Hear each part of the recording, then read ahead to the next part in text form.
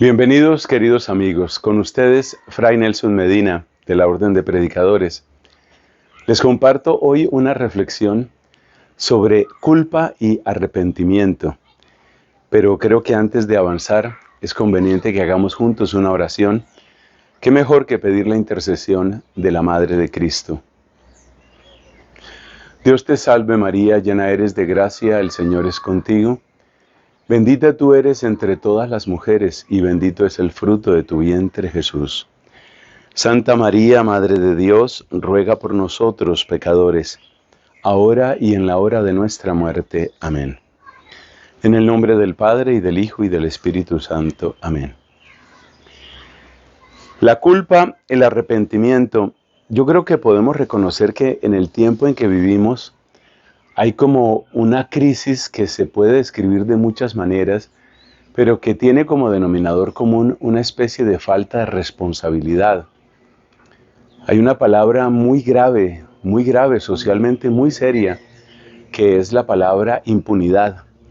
Y yo creo que mucha gente experimenta eso, que vivimos tiempos de impunidad, especialmente cuando se trata de aquellas personas que deberían ser una gran referencia, que deberían ser un punto, pues llamémoslo así, un punto de mira, un modelo para los demás.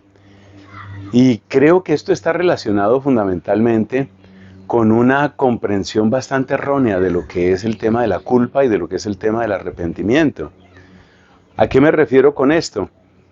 A que el sentimiento de culpa se ha empezado a ver como una cosa mala en sí misma, como que es malo sentirse culpable. Y si es malo sentirse culpable, pues uno no tiene por qué asumir realmente responsabilidades. El tema es complejo, es bello, es actual, y espero que con la ayuda del Espíritu Santo lo podamos compartir. Empecemos hablando un poco sobre la dimensión psicológica de la culpa. Perdón, es decir, ¿qué es lo que entendemos? ¿Qué es lo que debemos entender por culpa? De las varias definiciones les voy a proponer esta. La culpa es el sentimiento que acompaña o que sigue a un comportamiento en el que uno mismo se reconoce equivocado, insuficiente o simplemente malo, un comportamiento malo. El sentimiento de culpa, por definición, es algo desagradable, es algo que causa un cierto dolor. No es algo agradable de sentir. Lo contrario de la culpa, ¿qué es? Como la satisfacción frente a un bien que se ha realizado. Así como un artista que ha logrado una obra magnífica, así también cada uno de nosotros hasta cierto punto es artista de su propia vida. Y cuando hacemos algo que es realmente correcto, es como que hemos pintado un cuadro bello, una escultura hermosa hemos hecho y sentimos satisfacción. Solo que el cuadro o la escultura no es algo que está afuera de nosotros, sino que somos nosotros mismos. Hay una sana satisfacción de uno mismo que es algo muy valioso y que es algo que vale la pena ponderar, porque es la paz propia de una conciencia tranquila, una conciencia que sabe que ha obrado bien. Por el contrario, la culpa supone la conciencia de que uno ha obrado mal, o de una manera insuficiente, o de una manera equivocada. Es algo doloroso, que también tiene distintos niveles de intensidad, no todas las culpas son iguales. En algún momento uno puede tener una culpa por algo que es relativamente leve y entonces es casi solo una incomodidad. Hombre, no he debido hacer esto, he podido hacer esto mejor. Tal vez tenía que servir a una persona y no sé, fui brusco con esa persona, no había necesidad de hablar así. Tal vez alguien me pidió un favor, yo lo hubiera podido hacer, pero por simple pereza, por simple egoísmo, dije cualquier mentira tonta, pero era básicamente por no hacerlo. Y entonces me siento mal conmigo mismo, es como una incomodidad. Pero si ese sentimiento de culpa crece, y crece sin ninguna medida, hay un momento en el que puede tender incluso hacia la autodestrucción. Esto es muy delicado. Lo encontramos, por ejemplo, en el caso de personas que no pueden cargar con su culpa. En la Biblia, por allá a la altura del capítulo 4 del Génesis, encontramos una expresión así: mi culpa es demasiado grande, mi culpa es demasiado pesada. Tenemos también otro ejemplo bíblico que yo creo que es significativo, y es el caso de Judas Iscariote. Resulta que Judas, en un momento dado, se da cuenta de lo que ha hecho, va donde los sumos sacerdotes, les dice: he entregado a la muerte a un inocente. Y ellos le responden con gran cinismo: ¿a nosotros qué? Y entonces Judas entra en desesperación y finalmente prefiere eliminarse. Es algo bastante grave, es algo bastante serio. Entonces podemos decir que la culpa tiene todo ese rango, el sentimiento de culpa, quiero decir, tiene todo ese rango. Puede ir desde una simple incomodidad hasta un sentimiento agobiante, asfixiante, que lleva a la persona incluso a buscar su destrucción. Hemos conocido también el caso de personas que han cometido crímenes y finalmente no logran encontrar paz de ninguna manera. Para mí uno de los más significativos, y lo voy a decir aquí, sé que es un tema delicado, polémico, pero lo debo mencionar, es el caso de las personas que han abortado, porque he conocido el caso de situaciones, pues por supuesto mujeres, que no logran superar el tema de la culpa y finalmente por tratar de encontrar un poco de paz, solo Dios podrá juzgar a estas personas, pues llegan al extremo de decir: yo me voy a eliminar. Y se quitan la vida porque no soportan el sentimiento de culpa. Ahora bien, parece haber un acuerdo en que una persona que no sienta ninguna culpa o una persona que se sienta abrumada por la culpa, esos dos extremos ambos son malos. La ausencia total de sentimiento de culpa en realidad es una patología. Es algo que está asociado, por ejemplo, con algunos perfiles de lo que llamamos, y esto es terrible, de lo que llamamos los psicópatas, los sociópatas. Lo realmente, llamémoslo así, trágico del caso del psicópata es que no siente ninguna culpa. En buena parte, bueno, yo no soy experto en esas materias, pero digamos es conocimiento muy común. En buena parte estas personas no sienten ninguna culpa porque tampoco han sentido ninguna empatía. Es decir, no conectan emocionalmente con la otra persona. El sufrimiento de la otra persona no significa nada para ellos. Entonces, por ejemplo, han cometido gravísimos crímenes hasta llegar al homicidio y sin embargo no experimentan ninguna culpa. Yo creo que todos estamos de acuerdo en que estar en esa condición no es algo sano, no puede ser algo sano. Pero tampoco es sano el caso de la persona que está totalmente llena de culpa. La persona que está abrumada por la culpa puede incluso paralizarse, puede llegar a un punto en el que no logra avanzar dentro de su propia existencia. Entonces la culpa abrumadora, la culpa autodestructora, pues tampoco es algo que psicológicamente pueda ser aceptable. Y aquí se nos plantea un problema que por ahora lo vamos a plantear o lo vamos a describir como el grado de culpa, es decir, ¿cuál sería el grado saludable de culpa?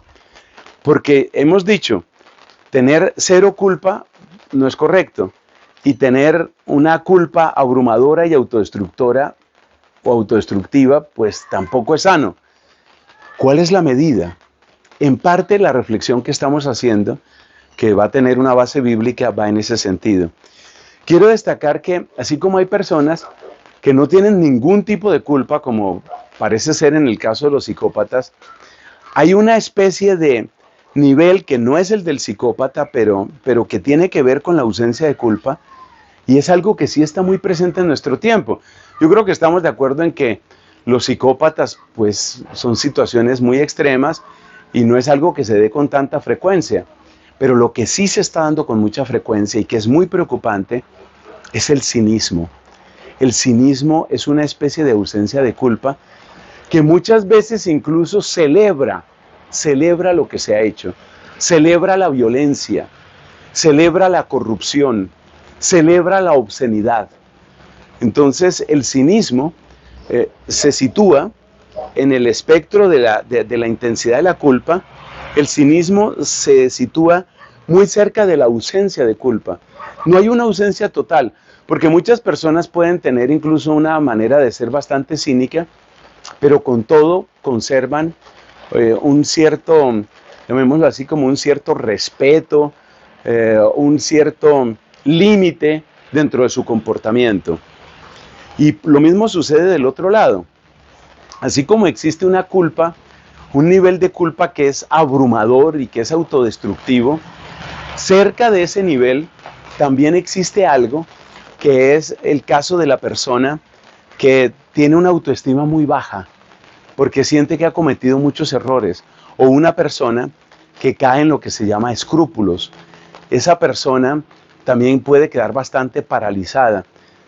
Como sacerdote algunas veces he tenido cerca estos casos y para mí por lo menos es impresionante y es muy doloroso.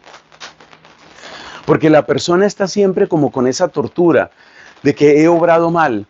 Y en los casos más graves la persona que sufre de escrúpulos se confiesa y después de la confesión siente, no me confesé bien, no tenía suficiente dolor, me faltó decir esto, no dije esto otro, tal vez no hice el suficiente énfasis, tal vez el Padre no me entendió. Entonces es un tema bastante complejo lo que puede llegar a suceder con respecto a esa culpa excesiva. Y de nuevo la pregunta es, ¿cómo se puede llegar a un nivel apropiado? Y hacia allá queremos dirigirnos.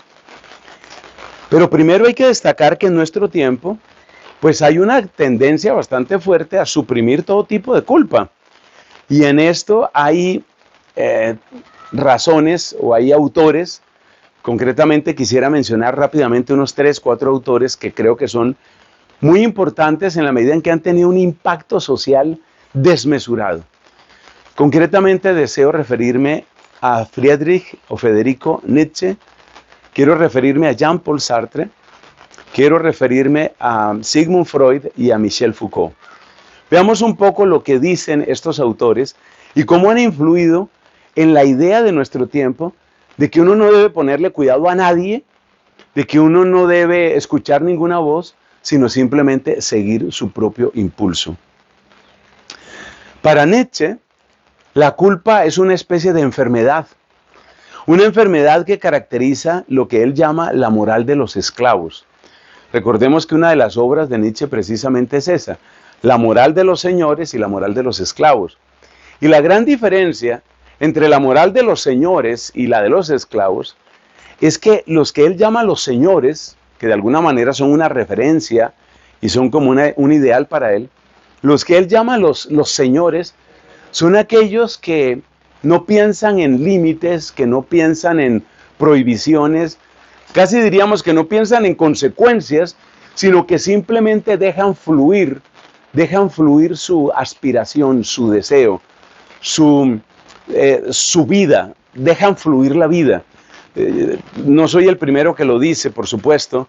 Nietzsche es como una especie de adorador de la vida, una vida que él mira de una manera abstracta como una especie de fuerza que es la que lleva a realizar grandes cosas y es la fuerza que precisamente se echa a perder en la moral de los esclavos, porque desde la perspectiva de Nietzsche, el esclavo es aquel que está como atento, como siempre mirando a ver qué es lo que va a decir el Señor, si esto se puede, si no se puede, es el que está pidiendo permiso, es el que vive acomplejado, timorato, es el que vive limitado, y para él, para Nietzsche, el origen de todo esto está en lo que él considera que es el platonismo. Porque como la filosofía de Platón habla de una realidad que está más allá de los sentidos, que es la realidad de las ideas puras, son las ideas puras las que importan. Entonces, el mundo que nosotros conocemos, según Platón, pues no es todo el mundo real. De hecho, el verdadero mundo, el mundo auténticamente real, es el mundo de las ideas. Y esto hace que el platonismo dirija nuestra atención más allá de lo que percibimos con los sentidos, más allá de lo que reporta como un beneficio inmediato. El verdadero mundo está más allá de lo que podemos percibir.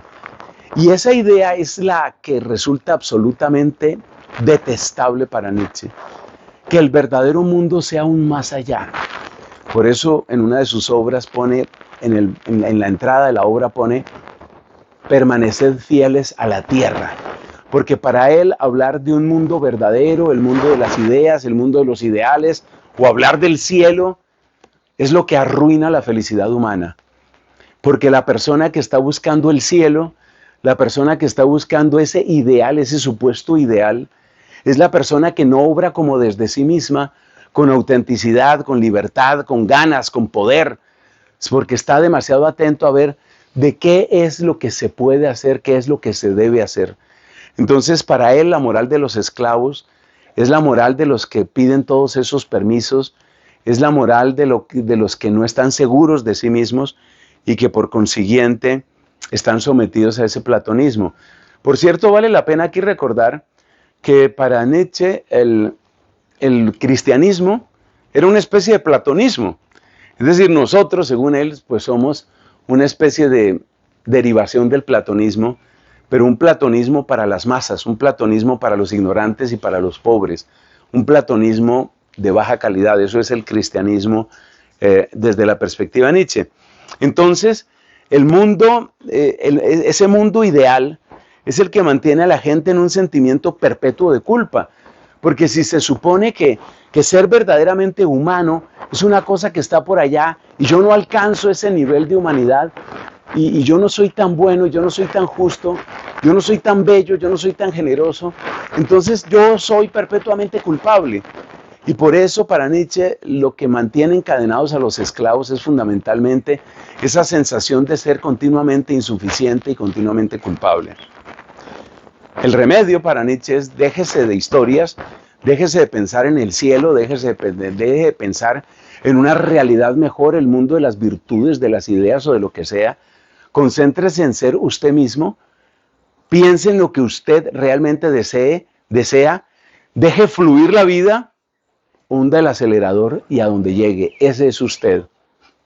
Por supuesto, no es posible el sentimiento de culpa ahí. El sentimiento de culpa es el sello de los esclavos, es el sello de los que son subhumanos. Veamos otro autor, así también ágilmente, que también es muy responsable de esta desaparición de la culpa. Eso de que hoy nadie se quiere arrepentir de nadie, y es de nada. Y esa especie de cinismo tan generalizado que encontramos. Yo creo que tiene mucho que ver este otro autor, el francés Jean-Paul Sartre. Para Sartre la perspectiva es que las cosas se dañan cuando nosotros empezamos a pensar en términos de la esencia o la naturaleza humana. Porque el que piensa en la naturaleza humana necesariamente va a llegar a la conclusión de que hay limitaciones que son intrínsecas a nosotros, o va a pensar que hay modos que son intrínsecamente correctos. No le falla el razonamiento a Sartre. En efecto, el que toma en serio la naturaleza humana, pues tarde o temprano se da cuenta de que hay algo que se llama ley natural, que es lo que enseñamos en el cristianismo, esa es la ley natural. Entonces, para Sartre, lo que hay que hacer es liberarse de esa idea de esencia. Podríamos decir que lo que eran las ideas de perfección en la perspectiva de Nietzsche son las esencias y la naturaleza en la perspectiva de Sartre, pero es un esquema en el fondo bastante semejante. El vivir auténtico, según el pensamiento de este filósofo, no es partir de un dato preestablecido, como sería mi naturaleza, no es partir de un bien que sería mi bien propio, como enseña, por ejemplo, el cristianismo, sino que la autenticidad, según Sartre, es simplemente vivir de acuerdo con uno mismo, es decir, ser uno lo que uno es. Y si a usted le suena familiar esta frase, eso no es casualidad. Mire cuántas veces nos repiten, sé tú mismo, sé auténtico. Por eso me gusta tanto lo que hace 30 años nos enseñaba el Papa San Juan Pablo II en su encíclica Veritatis Splendor, cuando decía, no es suficiente la llamada autenticidad. No es suficiente que aunque tú estés de acuerdo contigo mismo, no es suficiente. Más allá de la autenticidad, el corazón humano necesita de la verdad. Pero para Sartre hay que obrar con autenticidad. Y la persona que no obra con autenticidad, que oculta o pretende ocultar sus verdaderos motivos, pues es lo que él llama la persona que está obrando de mala fe. Entonces, para Sartre, el sentimiento de culpa es el propio de los que viven de mala fe. Es decir, de las personas que en el fondo no han alcanzado la libertad interior para simplemente ser ellas mismas. Por eso el lema tan conocido de Sartre, la existencia precede a la esencia. Es decir, usted sea, usted avance, usted obre. Eso es lo que usted tiene que hacer. Y a medida que usted vaya obrando, usted está definiendo su propio ser. Comentaba el Papa Benedicto, que para mí es una referencia inmensa en el pensamiento, comentaba el Papa Benedicto XVI, por supuesto, que ahí está la raíz precisamente de esta idea, por ejemplo, del transexualismo y de ese tipo de cosas, según las cuales la persona puede redefinirse de un modo absoluto, es decir, puede prescindir completamente de su naturaleza. Hace poco veía un pequeño video en una red social, una persona que estaba dando un informe sobre un terremoto que hubo hace muy poco en Japón, una cosa trágica. Y yo estaba siguiendo con atención la noticia, pero llegó el momento en el que me tuve que hacer la pregunta que se ha hecho mucha gente: ¿esta persona que está hablando es hombre o es mujer? Entonces me encontré otro video de la misma persona donde decía, les voy a revelar mi género. Entonces dice, bueno, después de que da unas vueltas y hace unos chistes tontos, dice, yo nací mujer, pero me identifico mucho más como hombre y por eso pues me considero hombre. Legalmente yo soy un varón. Ese es el caso, es decir, esa es la propuesta, ese es Sartre puesto en práctica. Yo nací mujer, pero soy hombre. O yo nací hombre y me vuelvo mujer. O yo soy género fluido. O yo soy lo que yo quiera ser cuando yo lo quiera hacer. Claro que lo de Sartre no se aplica únicamente a la sexualidad, sino que se aplica prácticamente a todo. Y las consecuencias que esto tiene pues son muy grandes. Por solo mencionar una, la suprema libertad, según Sartre, está en disponer uno también del hecho de vivir. Y por eso, esto es un dato bien conocido, en la época de Sartre hubo muchísima gente que tomó el camino de eliminarse, o sea, acabar con su propia vida, porque consideraban que esa era una suprema libertad que ellos tenían sobre sí mismos. Entonces, es evidente que para Sartre la persona que experimenta culpa es la persona que no ha conocido esa libertad que él predica. Veamos un tercer autor. Encontramos a Freud, un poco anterior a Sartre, y en qué sentido Freud entra dentro de esta mentalidad de evitar toda la culpa y de no te sientas culpable, esa especie de absolución secular que pretende imponernos el mundo de hoy. ¿Cómo entra Sartre aquí? Bueno, Freud. ¿Cómo entra Freud aquí? Sigmund Freud tiene la idea de que él ha descubierto el continente interior. Es decir, tenemos continentes exteriores, los que sabemos por la geografía, que existe Europa, que existe Oceanía, que existe África, pero él quiere referirse al continente interior. Y ese continente interior, su gran descubrimiento es lo que él llama el inconsciente. El inconsciente de Freud no es inmediatamente visible, de hecho no es visible ni siquiera para la misma persona. Y ahí aparece entre muchas ideas, porque todos sabemos que el psicoanálisis pues, es un cuerpo teórico bastante voluminoso. Ahí aparece la idea de la represión. Es decir, que muchos de nosotros, según la enseñanza de Sartre, sigo diciendo, de Freud, según la enseñanza de Freud, muchos de nosotros estamos reprimidos. Fundamentalmente, según el esquema de este autor de Viena, estamos reprimidos sexualmente. Obviamente, si hay una represión que queda ya en nuestro inconsciente, pues es necesario liberarse de esa represión. La falta de esa libertad interior, fíjate cuántas veces aparece la palabra libertad en esto que estamos exponiendo, ¿no? La falta de esa libertad interior, es decir, el hecho de que permanezcamos reprimidos, es lo que causa que nosotros tengamos comportamientos que él llama neuróticos. La neurosis es la consecuencia lógica de la represión. Y la represión, es todo lo que tenemos reprimido muchas veces en el inconsciente, es lo que sale a través de tics, a través de asociaciones libres, a través de sueños, a través de ciertos comportamientos que son incluso inexplicables para la misma persona. Todo eso es que la persona tiene eso reprimido. Por consiguiente, si hay eso que está reprimido, pues hay que liberarse de esa represión. ¿De dónde viene esa represión? ¿De dónde empezó esa represión según Freud? Pues viene de lo que él llama el superyo. El superyo, que es una parte de la estructura, llamémoslo así, psicológica de la persona, el superyo es como la interiorización que hemos hecho de las prohibiciones, de las directivas, de las órdenes, de los criterios que nos dieron otras personas, pues que eran autoridad para nosotros, típicamente los padres, los educadores, los sacerdotes, los pastores, los predicadores. Entonces, para Freud, la enseñanza moral, particularmente la enseñanza moral de la religión, entra de lleno dentro de lo que es el superyo y entra de lleno dentro del aparato represor que termina causando neurosis en las personas.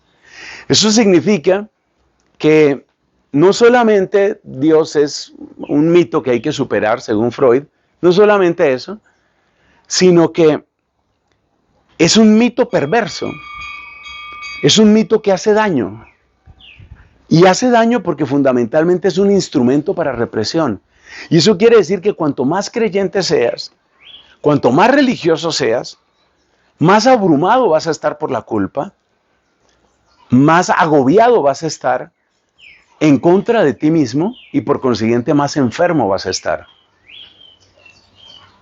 Aunque Freud no dedicó todas sus fuerzas, ni la principal parte de sus fuerzas, a destruir la religión como se han hecho otros autores, estoy pensando por ejemplo en Richard Dawkins, en tiempos nuestros, es evidente que el lenguaje de Freud trata de evitar la culpa.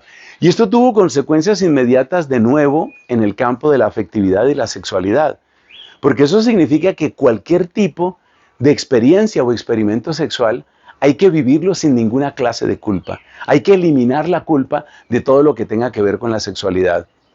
A su vez, esto ha traído grandes consecuencias en la manera de concebir lo que es una familia y ha tenido grandes consecuencias en lo que tiene que ver con el aborto. Porque la lucha principal de los abortistas no es solamente la lucha legal, sino es la lucha por quitarle el sentimiento de culpa a las personas. Es decir, que nadie se sienta culpable de abortar. De hecho, hace unos pocos años hubo un hashtag, como lo llaman, hubo un hashtag que alcanzó a ser viral durante unos días que se enunciaba como orgullosa de abortar, orgullosa de haber abortado. Entonces, tenía distintas versiones ahí. Pero lo que quiero decir es eso. Y esto es muy significativo porque toda esa terminología del orgullo es una terminología que tiene un origen finalmente en el análisis freudiano y tiene como propósito que las personas hagan desaparecer la culpa. Es decir, a la persona que se puede sentir mal, que se puede sentir culpable por su comportamiento sexual, por lo que quisiera hacer con su cuerpo o por lo que ha hecho con su cuerpo, o la persona que ha abortado, en fin, a ese tipo de persona, ¿cómo le quitamos la culpa? Con la palabra pride, con la palabra orgullo. Es decir, la palabra orgullo es fundamental. Y no se puede concebir ese tipo de marchas y ese tipo de manifestaciones, no se pueden concebir sin la palabra orgullo. Porque es que la palabra orgullo es el antídoto freudiano para la palabra culpa. Es decir, para que no sientas shame, como se diría en inglés, llénate de pride. Para que no sientas culpa, llénate de orgullo. Siéntete orgulloso, orgulloso, orgulloso, siéntete orgullosa. Por supuesto, esa actitud elimina toda posibilidad de culpa a ese respecto. Y en esto pues hay tantas manifestaciones, pero yo creo que la idea está clara y creo que es conveniente que sigamos avanzando. Hay otro autor que va también en esta línea, en continuidad con estos pensamientos, que es el francés Michel Foucault, fallecido, diríamos un poco prematuramente. Él murió de SIDA a los 46 años Y no es casualidad que de nuevo estemos ante un predicador de este modo de libertad que elimina la culpa y que ese modo de libertad involucre todo tipo de prácticas sexuales, incluyendo, porque esto a veces se calla, los que alaban tantas cosas de Michel Foucault tienden a no mencionar que él era partidario de que se ejerciera sexo con todas las edades. Y ustedes saben lo que esto significa. Creo que no debo explicitarlo y no queremos que nos bajen este video. Él era partidario de eso. Michel Foucault, ¿cómo llega a esa conclusión? Es un gran estudioso, es un hombre inteligentísimo, con una capacidad de lucha muy grande, porque todos sus logros académicos realmente fueron fruto de grandes batallas interiores y también un esfuerzo muy grande. Michel Foucault básicamente es el gran analista, un analista crítico del tema del poder. Si para Freud el tema central es la sexualidad, para Foucault el tema central es el poder. Pero no solamente el poder que ejerce el gobierno, que ejerce el Estado, que ejerce un ejército. Es el poder que entra en todas las relaciones humanas. Es decir, Foucault quiere que leamos todas las realidades humanas desde la perspectiva del poder. Entonces, por ejemplo, en un matrimonio se dan ejercicios de poder, muchos de ellos manipulaciones de poder, en una empresa, en una amistad, en un club deportivo, en una academia de artes. Es decir, que la palabra que lo permea todo es la palabra poder. Y hay como dos elementos que quedan claros en el análisis que hace Michel Foucault. Primero, que evidentemente que lo manipulen a uno, o sea, ser manipulado es malo. Eso está nítidamente claro en los escritos de Foucault, en todos sus estudios sobre el poder. Pero aquí viene un punto importante. Para vencer la manipulación, lo importante no es ser bueno. Es muy interesante, el planteamiento teórico de Foucault es muy interesante, pero uno se da cuenta de que es también muy peligroso. Y no me estoy inventando nada. Porque Foucault tiene claro lo que es malo. Malo es que te manipulen. Pero para tú salir de tu manipulación, o sea, de que te manipulen, tú no tienes que ser bueno. O sea, la respuesta a la maldad no es la bondad. La respuesta a la maldad de que te manipulen, a la maldad de que te usen, ¿la respuesta cuál es? Bueno, está como en tres palabras, que es una combinación de ¿permaneces seguro de ti mismo? ¿No te importa ser cínico? Y sé astuto. Astucia, cinismo y autoconfianza. Es decir, según Foucault, la propuesta de Foucault, que no es tan fácil de discernir porque él realmente no lo propone mucho, más bien lo mismo que Derrida, Foucault es mucho más un hombre de denuncias que un hombre de propuestas. Pero si uno entresaca de sus escritos, lo que termina proponiendo él es, date cuenta de que te han hecho mal y date cuenta que necesitas mucha seguridad en ti, necesitas mucha contundencia y necesitas mucho cinismo y estrategia para salir adelante. Entonces fíjate que en el esquema de Foucault, la culpa es simplemente un estorbo. La culpa solamente puede hacer daño. ¿Qué tienen en común estos autores que hemos mencionado hasta ahora? Luego vamos a ver otro poco de análisis sobre por qué ha desaparecido un diagnóstico, una postura sana y clara con respecto al tema de la culpa. ¿Qué tienen en común ellos? Pues nos damos cuenta que hay una clarísima tendencia hacia cuestiones sexuales y nos damos cuenta también que hay un modelo de libertad que es el que finalmente ha cuajado en la gente. Y es la idea de que la libertad es hacer lo que te venga en gana, lo que te dé la gana.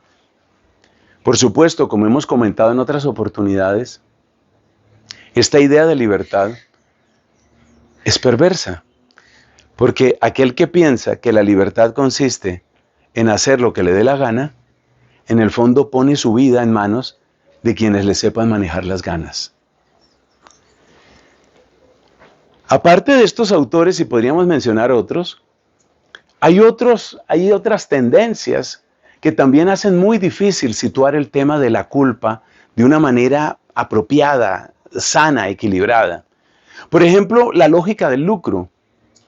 Observemos que la moderación lleva a limitar el lucro. Pero eso no les sirve a los que tienen codicia, a los que quieren simplemente que tú compres y compres y compres. A ellos no les sirve eso. Entonces, el ideal del lucro, una vez convertido en ídolo, es que tú gastes impulsiva y compulsivamente de una manera descontrolada y continua. Pero para eso es necesario que no te sientas culpable. Porque si tú te sientes culpable de estar comiendo carísimo o estar gastando toneladas de dinero en vacaciones y en placeres, pues llega el momento en el que podrías arrepentirte de gastar así. El mundo del consumismo, el mundo del lucro, te necesita sin culpa, sin reato de culpa. La psicología popular, digamos un poco con la psicología con la que funciona la mayor parte de la gente, mira la culpa como una especie de guerra contra uno mismo. Y por eso, en la mente de mucha gente, lo que hay que hacer es simplemente aprende la lección y sigue adelante. Suena sano. Esto es psicología popular, de ese tipo de cosas que circula por toneladas en memes y se vuelve viral y la gente lo pone en sus feeds, en sus líneas de tiempo, timelines. La idea es aprende y sigue. Y fíjate que suena sano. Aprende y sigue. Como quien dice, no te pongas a lamentar, sino simplemente saca la lección que tienes que sacar, que avanza. Esto es psicología popular. De esto están repletas las redes sociales. Y no es tan fácil darse cuenta de en dónde está lo malo de eso. Excepto cuando uno empieza a pensar, oye, un momento, ¿qué pasa cuando le he hecho daño a otra persona?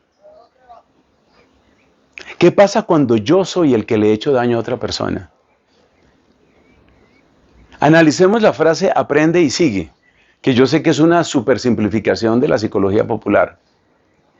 ¿Qué pasa con esa frase? Aprende y sigue. ¿Qué pasa con esa frase? Que ¿dónde queda la persona que yo lastimé? Aprende y sigue suena muy razonable, pero aprende y sigue en el fondo es un monumento al egoísmo. ¿Y la otra persona? ¿Y el que yo dejé tirado por el camino? ¿Y con el que fui desagradecido? ¿Y al que yo usé? ¿Qué aprendo y sigo? ¿Y qué le pasó a esa persona? ¿Dónde queda el prójimo? ¿Dónde queda la otra persona? ¿Dónde queda? Esa es llamémoslo así, la fractura que tiene ese tema tan frecuente hoy en redes sociales. Otro factor que entra en la supresión de la culpa es lo que podemos llamar la propuesta orientalista, que tiene una característica muy semejante a la de la psicología popular hoy. La propuesta orientalista es algo así como, mira, tú aprende a relajarte, respira profundo, tal vez unas posiciones corporales, no entremos aquí en un tema muy incómodo para mucha gente que es todo el trasfondo religioso que tiene, por ejemplo, el yoga, pero no entremos en eso en este momento. Entonces, tú aprende a relajarte, tú aprende a estar en serenidad y en armonía contigo. Y de nuevo la pregunta, ¿y los demás qué? ¿Y el prójimo qué? O sea, si yo soy un empresario, perdónenme la expresión, pero es que me sale de las entrañas, si yo soy un desgraciado que está explotando a la gente que trabaja conmigo porque no tiene dónde más trabajar, si yo estoy usando a esa gente, y después llego a mi oficina o llego a mi casa y pongo una estera y me relajo y respiro profundo y duermo mi noche completa, ¿dónde queda el que ha sido lastimado? ¿Dónde queda el orden de la justicia? Si estoy desatendiendo, si soy padre de familia y estoy desatendiendo a mis hijos y toman los caminos, qué sé yo, del vicio, del alcohol, de la droga, de la promiscuidad o del suicidio, ¿después qué? Después de que se maten, ¿qué? ¿Empiezo a respirar profundo y a serenarme? Entonces hay un problema muy grave en estos temas de psicología popular y de orientalismo. Hay un problema muy grave y es que el prójimo desaparece. Y hay una última denuncia que tengo que hacer, que es la denuncia de la falsa idea de misericordia, según la cual, pues, la manera de acercarse a Dios es un Dios que no me exige nada, es un Dios que me acepta y me acepta. Lo cual, por supuesto, es totalmente cierto. Me encanta decir aquella frase, Dios me acepta como soy, pero hay que completarla. Pero no me deja donde estoy. Y el Evangelio nos muestra eso. Cristo acepta a las personas, acepta al publicano, a Zaqueo, acepta a la adúltera, acepta a los pecadores, claro que los acepta. Claro que los abraza, claro que los acoge, pero no los deja ahí.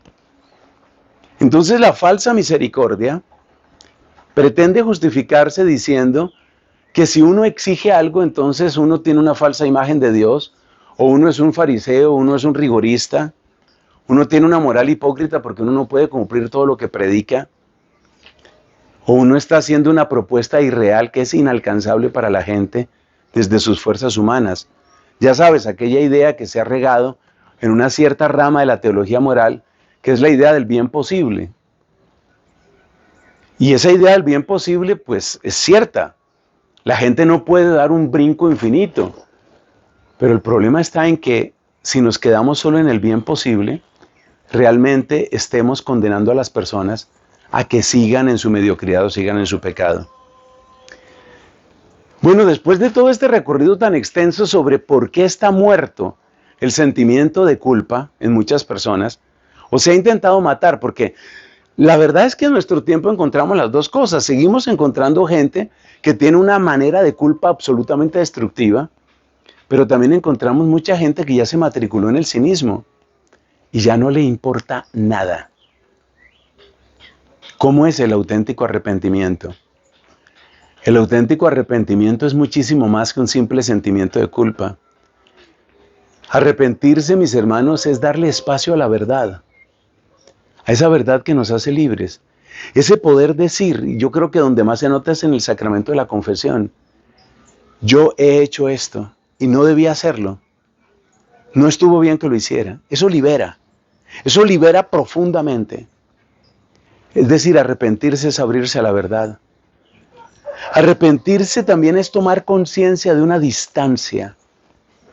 Pero hay que mirar esa distancia no como una tortura, sino como una oportunidad, como una invitación. Es una invitación concreta a crecer. Piensa tú, por ejemplo, una persona que está entrando en el mundo del atletismo, el mundo del deporte.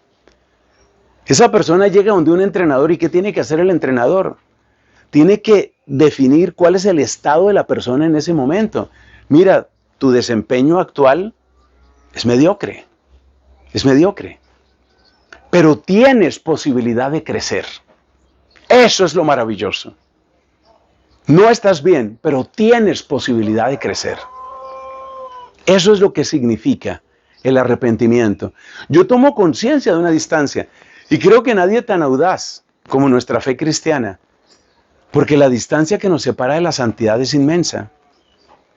Entonces uno sí toma conciencia de la distancia.